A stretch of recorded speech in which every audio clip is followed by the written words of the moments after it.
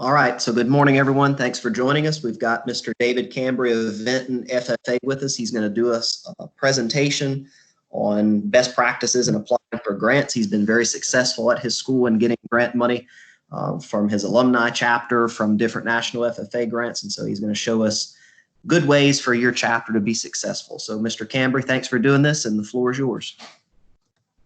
Thank you, Ms. Lejeune, for that invite. So today we're going to be going over three different grant categories. We're going to go over the Living to Serve grant, and it'll go over the three types of Living to Serve grants. So the day of service, the semester long, and the year long Living to Serve grant. We're also going to go over all the alumni grants, which is 4 different types, as well as go over the Grants for Growing application that is going to be due May the 1st. And we're going to give some best practices, some tips and tricks about what to do. And you'll see me toggle between this PowerPoint and then also the grant applications themselves so that you can see firsthand what that information looks like and what you should be looking for whenever you fill out these applications. We will be posting this PowerPoint later on, so you'll be able to get the information that you need from it and be able to reference it as a good reference point. So the first one that we're going to talk about is the Living to Serve semester-long grant. And the reason why we do the semester-long grant is because it can be shrunk down into the day of service, which is $400, or it can be expanded upon to be a year-long, which is $3,000, and the semester-long is $1,200. And all this information we'll go over again and again, and you'll see that throughout this. So, as I said, there's 3 different types of Living to Serve grants. 2 you can access, which is the semester long and the day of service. Whenever you can Google Living to Serve grants and just click apply now, and they will bring you to a platform online. You have to set up an account. The year long and the Grants for Going grant are through your FFA.org login, so you'll be able to look at those. So whenever you are filling out this grant application, you have to have at least one FFA member and their contact information. It could be a chapter officer. What I typically like to do, and I'll show you in just a second, is to have where it's a chapter officer that's probably a committee lead, as well as being the main person for this project. Although they may answer to you as the ag teacher, you want to have the focus on them throughout the entire application. And you'll see that I never put advisor in any of the grants that I apply for. So before we go over this part right here, and we'll see this whenever we switch over to the application, I have to show you the award categories that you can apply for. So this is basic information that you have to put on there, and after you do it one time, you'll be able to go through and auto-populate it, and it's basic information that you should have for your annual report and some other information. But what's the most important thing to do whenever you start a grant application is to go all the way down to where they go over the 4, for this grant itself, the 4 main types of grant applications. So for example, if you wanted to do something in response to the COVID-19 pandemic or a natural disaster such as a flood, you would want to put it under community safety. If you were applying for something that addresses the needs of your community through mental health, healthy habits, or physical activities, you would want to do it for there. And then for your community engagement, you can do this for there, and then environmental responsibility. Now, in my experience, community safety, hunger have the most funding, and then community engagement is next, and then you have the environmental responsibility, I believe, is last, just because a lot of people apply for it, and there's not a lot of extra money just lying around right there. All of them are worthwhile for applying for, because generally if you apply for one, you're going to get it, as long as you follow the formula. And you'll see today that basically once you figure out how to fill out a grant application for the first time, you'll be able to go and fill them out. So for this one, we applied for a hunger, health, and nutrition grant. And what we did was we applied for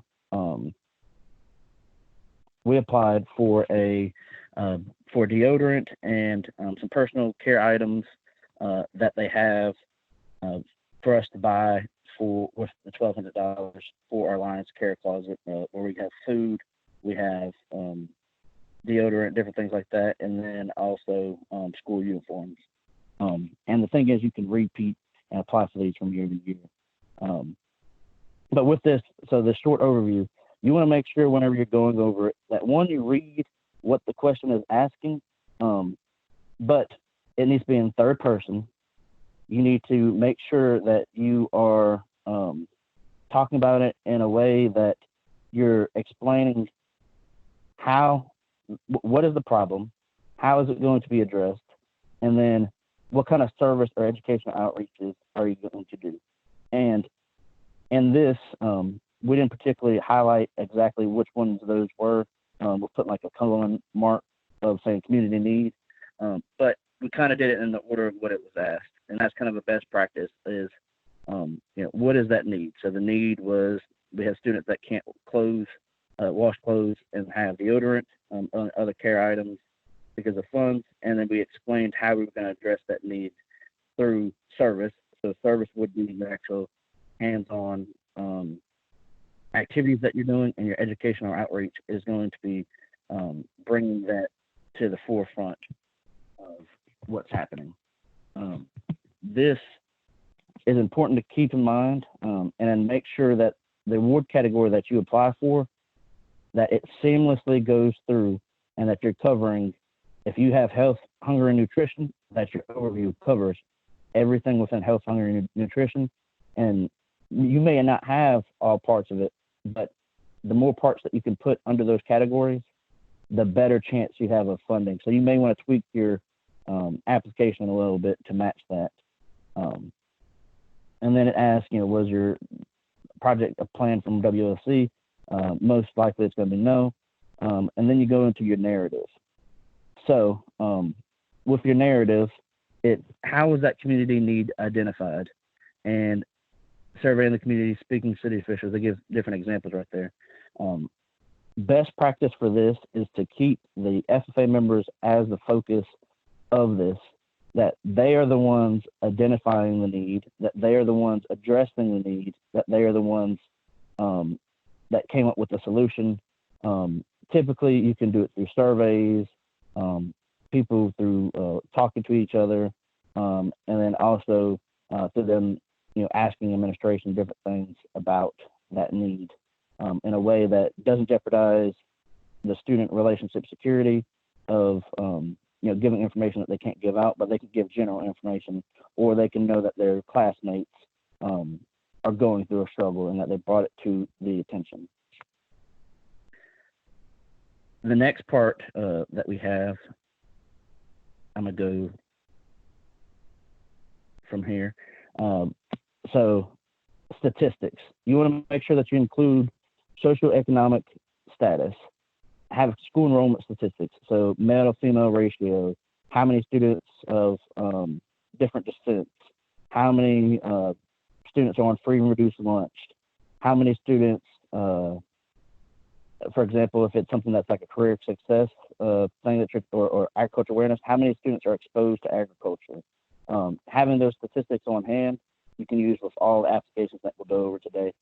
And all those statistics need to tie into the bigger picture of what that need is. So if it's health, hunger, and nutrition, then you need to tie in statistics that have what that need is. So if they don't have food, what are some statistics that support that they don't have food, or may cause them not to have food because they can't afford it, because they have a lot of students on free and reduced lunch, because they're at Title I school, different things like that, that you can use as statistics to paint the bigger picture. Again, have the FFA members as the primary focus of your application throughout the entire process. Now I'm going to go back over to the application itself. because it's important to spotlight this whenever we're going through. So we went over these. We went through our focused area. When you go over community partners, it's important to think like you are the grant grader, that you are trying to figure out, okay, whenever I'm asking a question, how are we addressing it? So what I did was, we have 3 community partners potentially for this project.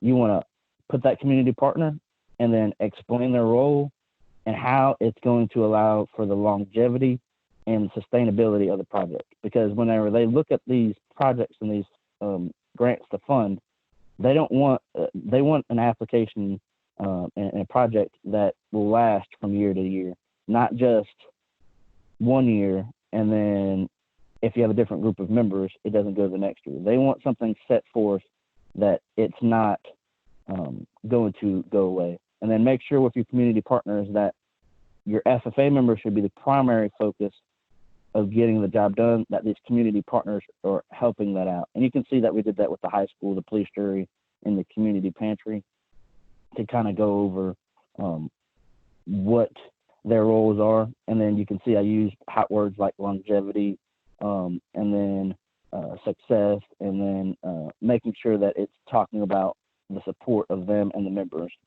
to teach them lessons.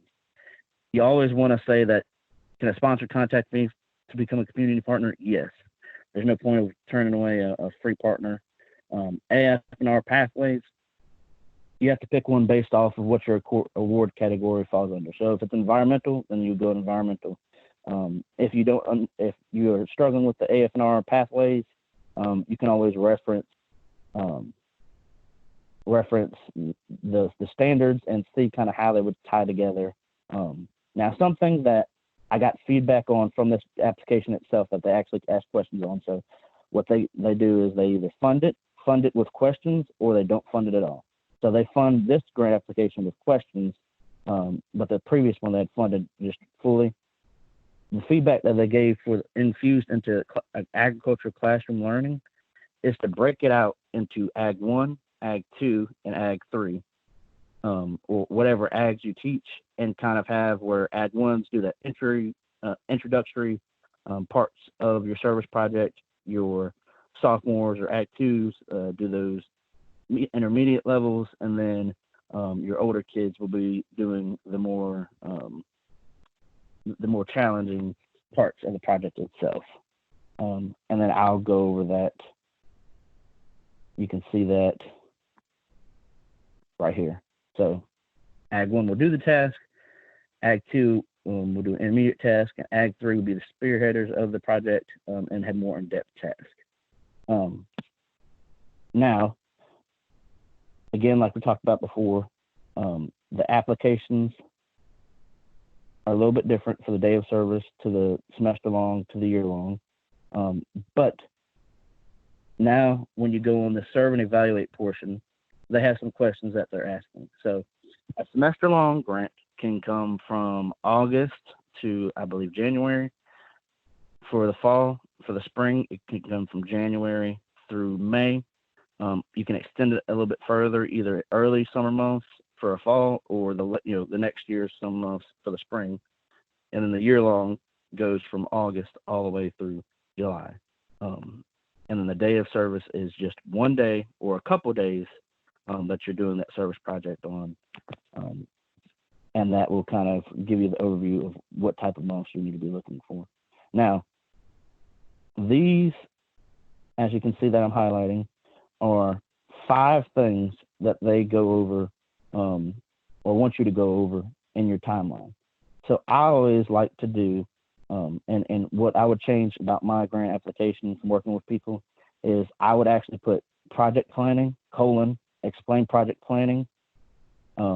Any activities occurred or any of these, I would put the title and the colon right next to it, so that we can be able to, as the grant graders, they can read through and say, yes, it's covered. Now, whenever you're looking at your timeline, a best practice to do is at the beginning of your project, you're planning, you are doing the educational outreach, the middle part to the later part of the earlier part of your application months is to have those activities starting to occur in the classroom, and then your service activities, and then project evaluation. And what all these means, and you'll see this in the PowerPoint, project planning is just the basic steps of logistics that you're planning for the project, anything that you got to do with that. Any activities that occur within the classroom could be something as simple as teaching kids about professionalism and understanding that their mental well-being and making sure that they have basic needs as part of being, having the ability to wear deodorant is part of, the basic maintenance that a human has to do. And that's a need that can be addressed through this program, and different other ways that you can see how you can diffuse into your classroom. Service activities are actual activities themselves. Educational outreach could be a booth, and I'll show you that in just a second. And then project evaluation could be a survey, talking to people by word of mouth, talking to community partners. And it's important that all of those tie into that original award category itself. And as you can see, we addressed some key terms, so key collaborators, different things that you see throughout the entire application that you can talk about in here. And then if you're going to buy items, you need to talk about when you're going to buy those items, when you're going to address things that you talk about throughout the entire application itself. And so from there, you have your educational outreaches. So they require at least 2 touch points. And what I do is I just go and look at the examples. All of these you can use, and you can think outside of the box too to make something similar to this, but you need at least 2 touch points. So again, as a grant grader, these are the things that they're looking for. If you see how I organized that information, it's that exact way. So whenever they're going through their grading process, they can go through and say, check mark, check mark, check mark, check mark, check mark. They have this done, let's fund them. So type of touch points, I have a booth. Topics, how people can play their part. When the touch points occur, April, May, or June. And now that's important that if you talk about a touch point happening in April, May, or June, that on your actual timeline, it's covered in there. Potential audiences. So those may be community partners, community members, fellow classmates. All of those things need to be addressed earlier so that this just paints a bigger picture. And then roles that the FA members play in these educational outreach activities. So they developed a plan of action, they played their part, and they did a display to send a message out to community members. The entire focus of this entire application needs to be FA members and their role in playing their role within these service projects. It may make you have to tailor how you write it and how you plan your projects. And again, you can direct in ways, and I do help them out in ways, but they try to pick these needs and see what they can do. And a lot of these can be done by your officers. And this is another way that you can engage members outside of your office because they may want to help out the community, and it's an easy way to do. The next thing that they have is service learning measurable outcomes. So they give you a standard list of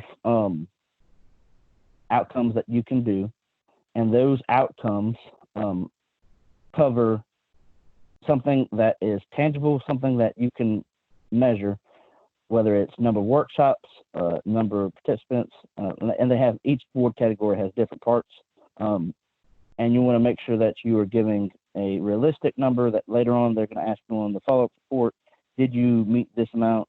And if so, was it above, was it below, or was it just at that number, and then why? And the closeout material is not that hard. But then also say you go through all of these and you say, okay, none of these match my award category. That's okay. That's just basic ones that they have out there. You can make your own ones for the project. So when you go to project outcomes, they have as you can see right here, I have 2 that are others and one that they had that was generic. So number of health fairs organized was 2. And then I put other, and then you just explain what the thing was. in the numerical value, because they want something that's tangible, that they can put a report out and say, okay, yes, this was done. You'll see from this budget throughout all the other projects budgets, and each one builds on each other. So something that we cover in this one, it will kind of go over for the next ones. This budget is the generic budget that National FA goes out for all of their grant applications. Same format and everything. You need to make sure that all of your budget items tie into your overall goal. If they don't, then you're going to have some problems, and that you're going to raise some red flags, and make sure that none of it ties into this area over here. Because if anything's over there, they're going to deny your funding. You need to be specific, but not to the point where I'm buying this from Kroger's or Walmart or Stein's. You need to explain the purpose, and that purpose needs to tie in your overall objective or goal of this project. And so you can see we did totes, we did flyers to tell people about the project. Again, we tied it into our touch points. So we had a workshop that we're doing. We talked about deodorants, so we needed deodorants. We talked about hair and body supplies, so we got on there. And then at the bottom, it says how much you're totally requesting. Always use all your money, because they're going to give you the full amount for it. So it needs to be the $400, $1,200, or $3,000 for the service project. And then it talks about your overall funding. How much was this funding? I tried to keep projects at least 50% funded by this when I'm talking about it. And then you need to justify what those funds are. And then be able to say, if I get awarded this Live and Serve grant, but not the other funds, can I do this project? And I always mark yes, because we'll be able to. Is there any questions so far on any of this? And again, all of this will build on the next applications to reassure you about some of these areas.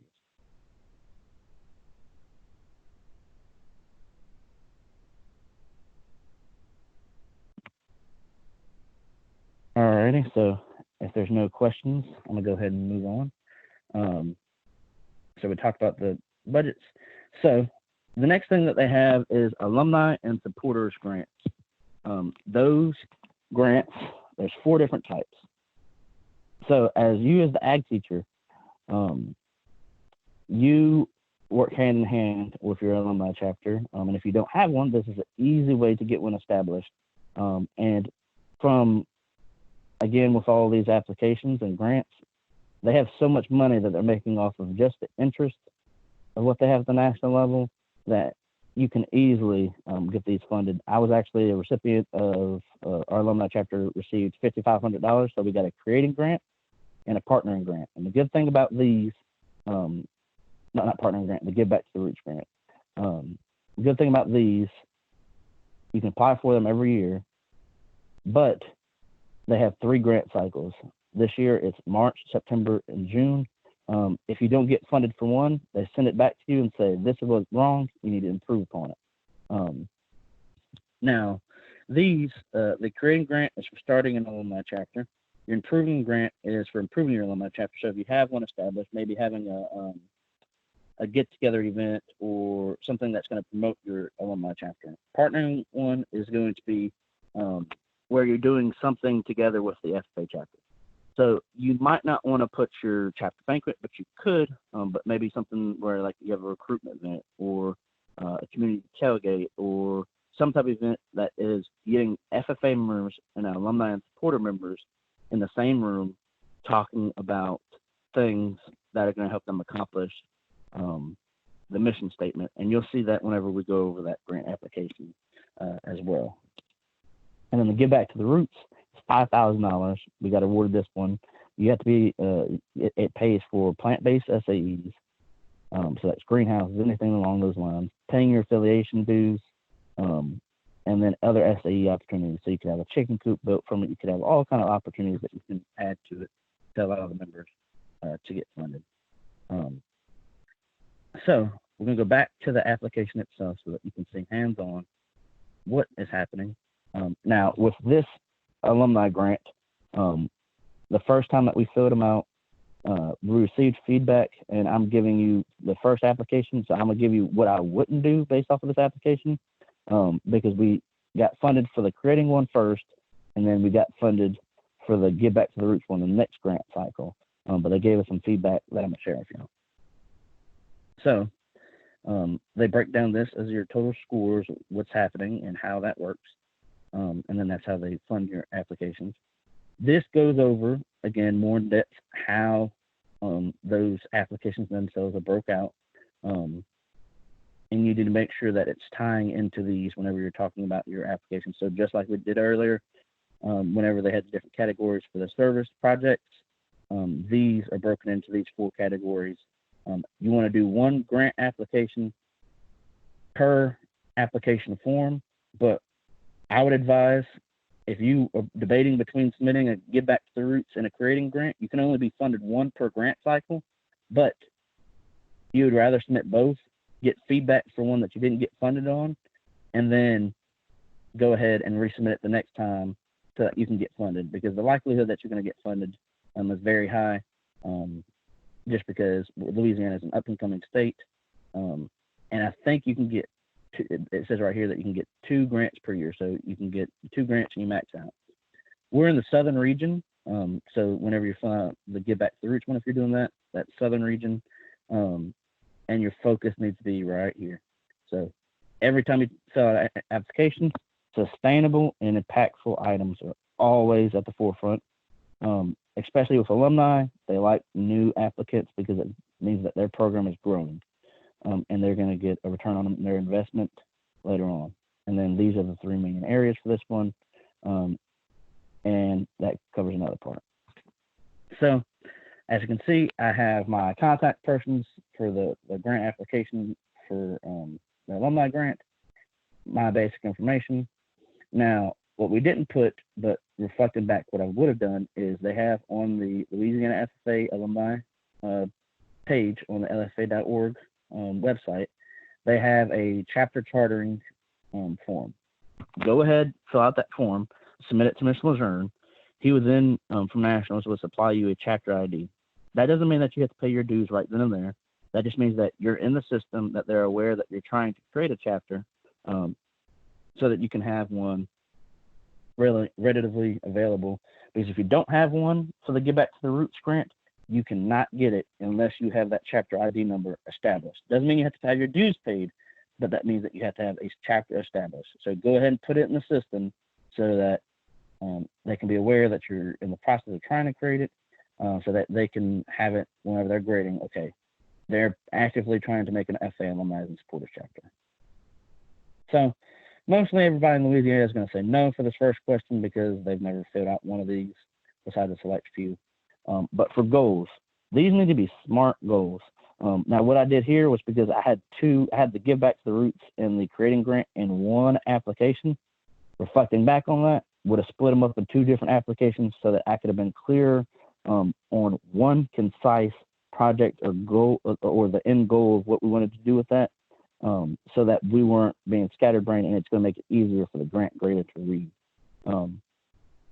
For each project or a grant that you apply for, rule of thumb is to do 3 goals. For example, if I was doing a creating grant, my first goal would be, I want to recruit this amount of members.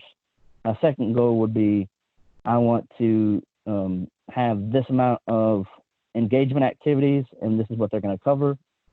And then the third one would be, what is the end goal of this alumni and supporters group with the FFA members, and how is it increasing those things that you're applying for? So if you're applying for the Give Back to the Roots grant, how is it applying plant-based SAEs? How is it doing SAEs in general? And how is it paying for their affiliation dues, as well as the mission statement?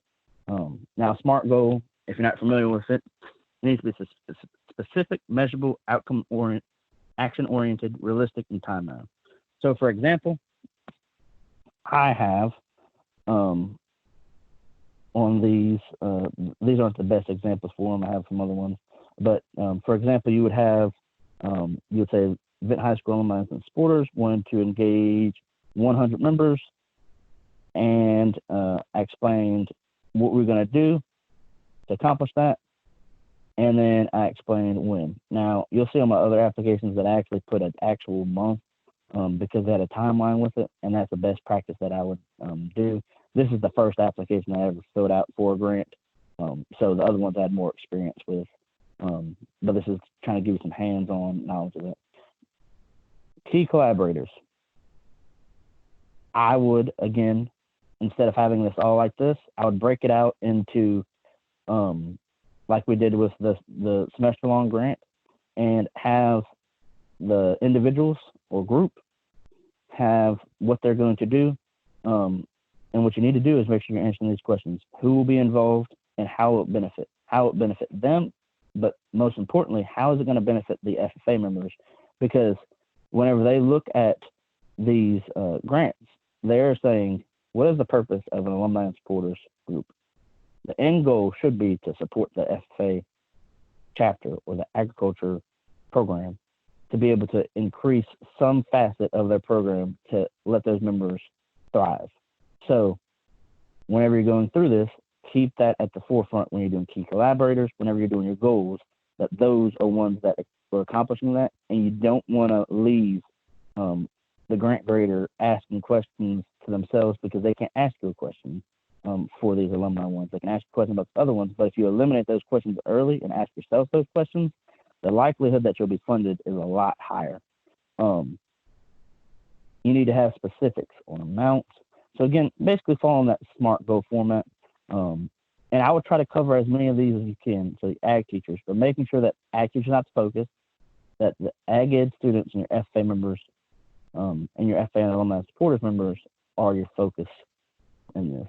And you can see that we talk about how, what we're going to do with these projects, how we're going to do the plant-based SAEs, and we gave some statistics that they don't ask for in the alumni one, but it's important to add those statistics so that you can have it. Now, the impact area is a little bit a place that where you probably could put more statistics, but I wouldn't mind putting it in earlier because a lot of the stuff is repetitive sometimes, but you can definitely cover the majority of your statistics right here.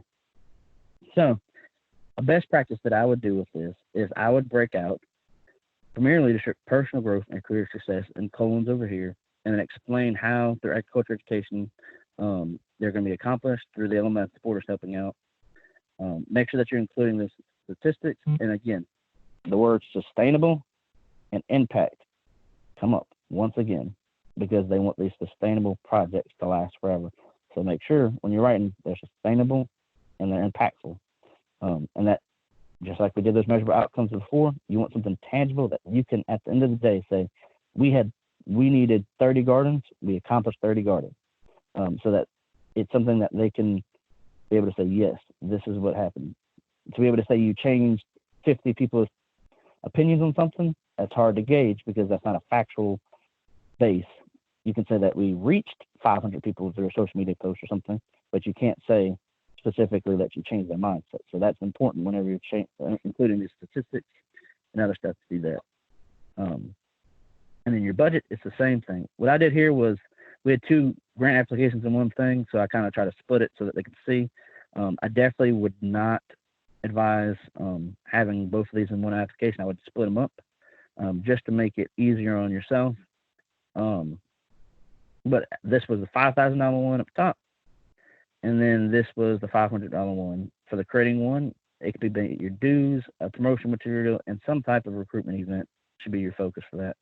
And then all of this was plant-based SEs or SAEs, and then my affiliation dues. And that covered our total cost of $50 to $500. Is there any questions that anybody has about the alumni grants or the Living to Serve grants? Again, the creating grant is, this is its focus. You can reference this whenever you're going through it. Steps for filling out the grant, we kind of went over that earlier. You select the type of grant. We'll do one per application. Goal practices, you want to have them develop, how many FM members you recruit. Now, or alumni and supporters members you're going to recruit. How will you recruit with those members, and why or what will those members do to help the FFA chapter? And then your key collaborators, like we talked about before, splitting them out. And you can reference this. I would do an intro sentence to kind of cover what these collaborators are going to do, and keep these key questions in mind. And then you can follow this impact part. I gave an example of how I would word it.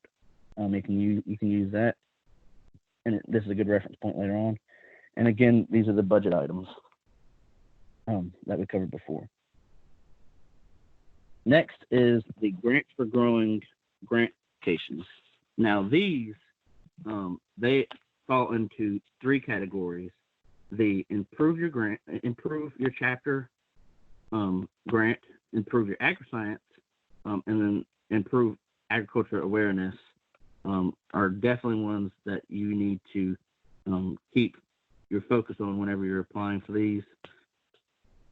And those are broken down into Grow Your Classroom, and I'll share a picture, and Ms. Michelle Sullivan shared a picture before. It's funding that will increase students' classroom knowledge through experimental project-based learning, so SAEs basically, or experimental learning, enhanced through the purchase of equipment, technology, curriculum, and other needs. Grow Your Chapter is with the development or expansion of FFA chapter, leadership opportunities for members, FFA chapter recruitment, hosting community awareness events to engage local community members. And then Grow Agricultural Awareness is basically just spreading agricultural literacy within your community. Now, the timelines, we'll go over that in just a second. But the emphasis that they put on these applications is ones that are giving industry-based certifications or certifications, that they're adding something new to your ag program or FFA chapter or agricultural awareness, and that they're in engagements with local employers. So, for example, I applied for a welding facility. With that welding facility, we have a lot of local individuals and companies through ABC and the union and different people that would want to come out and to employ our kids. So one, I can talk about how those partners are already out there that they want to come and employ our kids, but right now we're sending our kids to 3 different schools within the parish, and we can have them on campus. So that's adding some program that's never happened on our campus, so the welding program. I can have an industry-based certification. It's not a requirement, but it just adds more substance to my grant application. And then certifications. For us, it would be a welding certification or an AWS welding certification. But for example, you can have, if you have a greenhouse, it doesn't necessarily need to be an IBC, but it could be a Master Gardener certification. That's a certification that they can put on their resume that allows them to be more marketable later on, especially within those areas that have a lot of local employers. Now, you don't have to have where these local employers are like that. And then, for example, Grow Your Chapter, you can get a classroom, a chapter set of jackets, FA jackets, or you can have officer stations, or something along the lines that enhances your FA chapter that you never have before, or it's been a long time and you're bringing it back. But I definitely put emphasis on bringing a new thing to it. And the same thing with agricultural awareness, showing that there is a need of spreading agricultural awareness, and being able to advertise that out.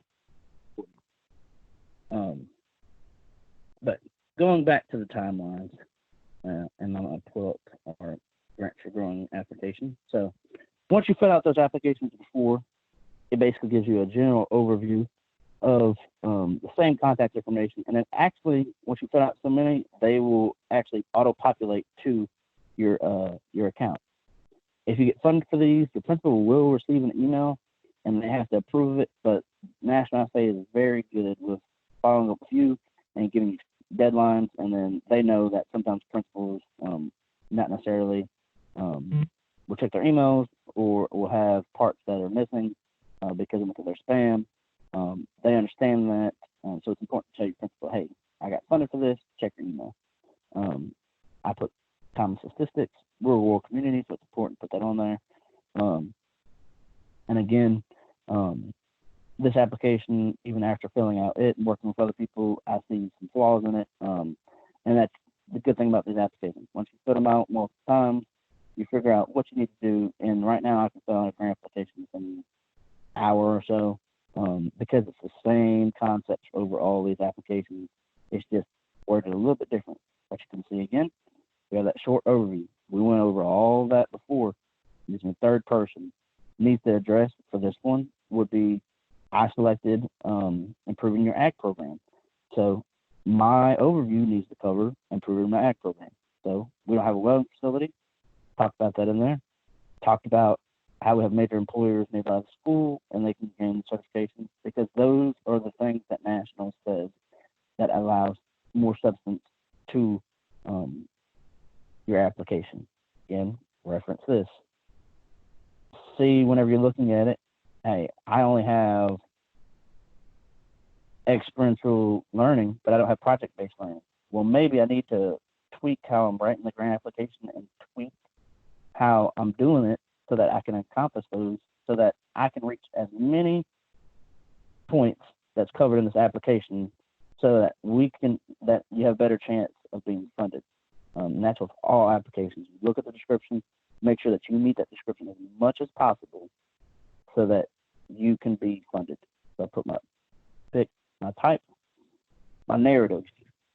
Basically, your narratives is just like whenever we were going over before of explaining your project, but it's basically a little bit more in depth. You have more space than this. It's better to be concise and straight to the point, and elaborate so that they eliminate questions, but you don't want to ramble just like anything else that you still have.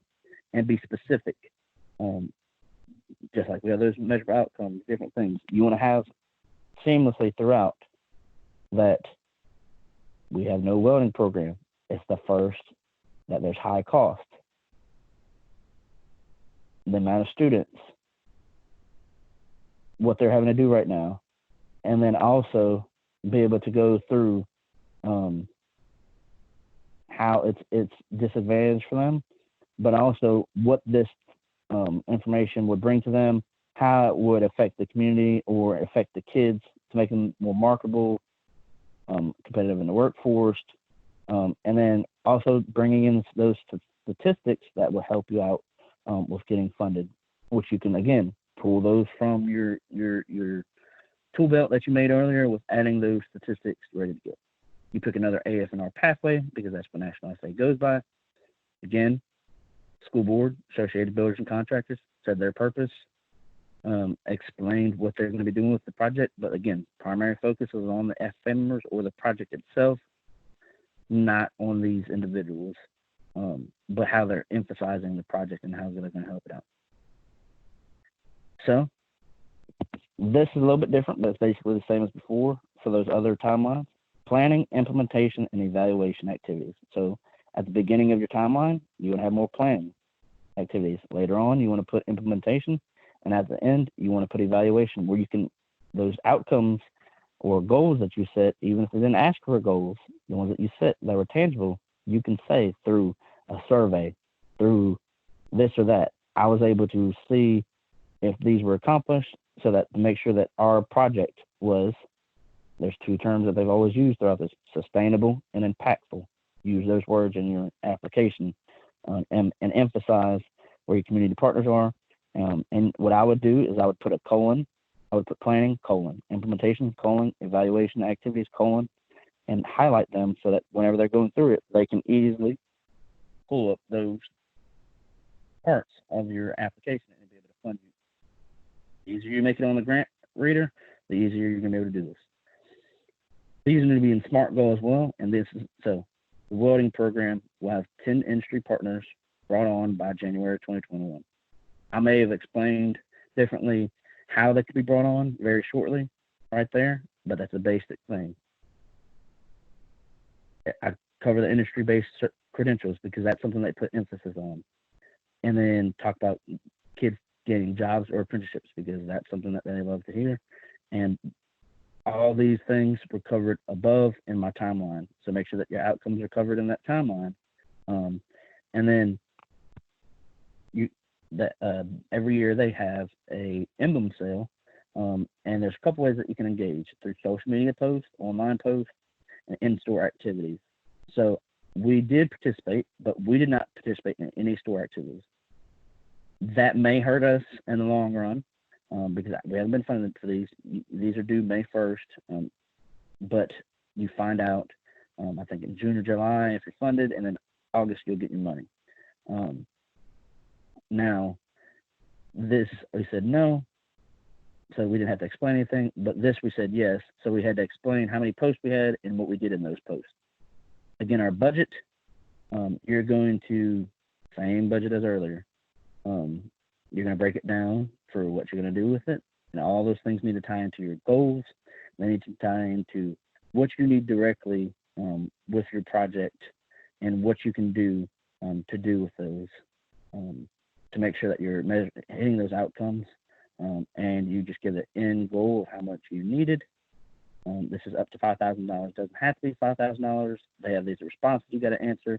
And then that same question I was asked us on all these other ones: how much is it going to cover? What else would you get? And what is this funding? If you get funded, are you going to move forward, even if you don't have that other money? So these are the 4 different types of grant applications. Here's the mini service one. It's the same thing as we talked about before. All the same information thus far. The only big difference is your narratives may be a little bit shorter, and focus areas are a big thing, but especially during this pandemic. And these, they grade the 1st of every month, and they let you know by the 15th of every month, and you can apply for, in a year's time, you can be awarded 2 day of service mini grants. You can be awarded 1 year-long and 2 semester-longs, 1 for the fall and 1 for the spring. So those all can be used. And this one we specifically did giving back to the food bank, helping out at the food bank, and we did another one for making masks. Their big difference is they only have 1 date. You don't have to do the timeline. We're still doing a description of what the activities are. Again, the role is still the FA members being at the main focus. Measurable outcomes, always advise doing the optional ones also. And then from there, you're able to do your budget form, same budget as before, be specific with it, but it doesn't have to be extremely specific. And then from there, you're able to go through, it's the same questions that's asked for all the other stuff. You just still have the timeline. We did our signature, and then they ask you these questions. You say yes, yes, yes, yes, yes for all these, and you do your signature, and then it's submitted.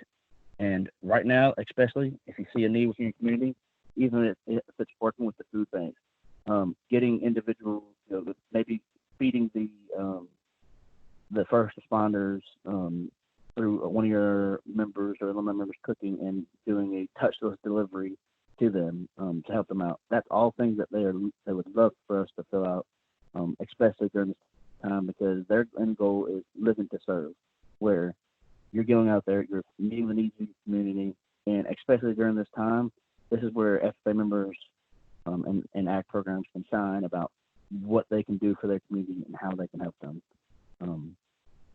And so that's basically all I have to cover today with this. Is there any questions? They can be general questions specific about your applications that you started. If you have questions about where to go, how to get to applications, I can show all of that as well.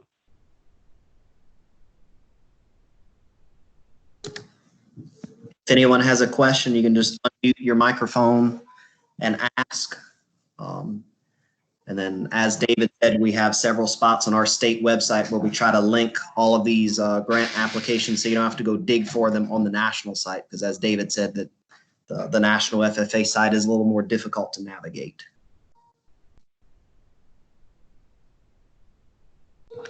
And if you are interested in starting an alumni chapter, we've chartered a whole bunch of them this school year. It's super easy to do.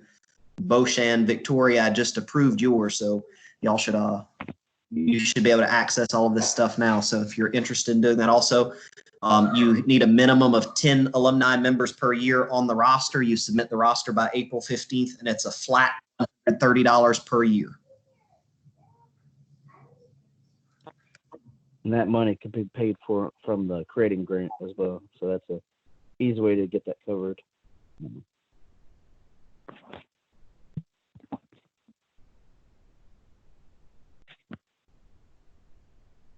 And the big thing with these grant applications is that if they're out there, there's so many people that don't apply for them, and basically that if you get them done in the right way, you're most likely going to be funded just because the money's out there.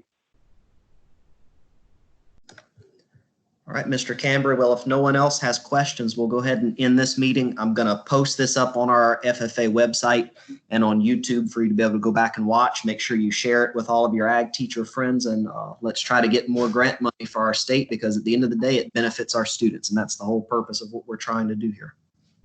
Thank you, Mr. Cambre. Thank you.